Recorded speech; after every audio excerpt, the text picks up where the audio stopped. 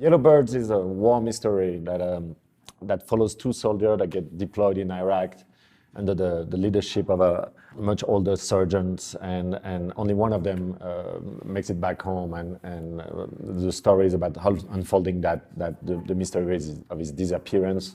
The whole movie is constructed in flashbacks, so the film kind of mimic his own like post-traumatic disorder, and we kind of navigate that to find answers about what really happened over there.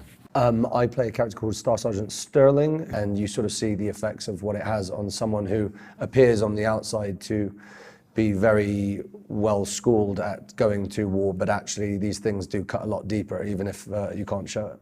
My character's called Murph, and he's the soldier that doesn't quite make it home. They get over there and they form this friendship, and this guy kind of takes them under their wings. But anyway, he represents and symbolizes the innocence of a soldier going to war. I don't think anything would come close to what it would be like to be over there, but what it did do is give me a newfound respect for these guys who are deployed and actually fighting, because, you know, they get quite a hard rap. A lot of people have ideas of, you know, whether we should go to war, whether we shouldn't go to war, but aside from that, that has nothing to do with these guys who are over there fighting, and I think that's brutal. We had like 10 principal cast members that were in boot camp, and then we had like 25 guys on our squad, and they went through like a 2-week-long boot camp. So they would wake us up in the middle of the night, and we'd do night patrols, and although there was no one out in the desert, like they did such a great job of making it feel real, so like, you know, you could kind of start to understand and start to tap into,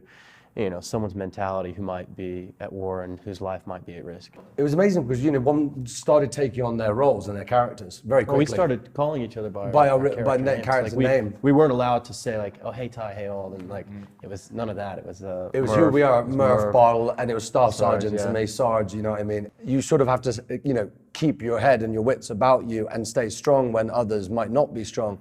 But what's really interesting about this is it shows that there are cracks that appear, whether or not they're on the outside. These things really, really affect everybody.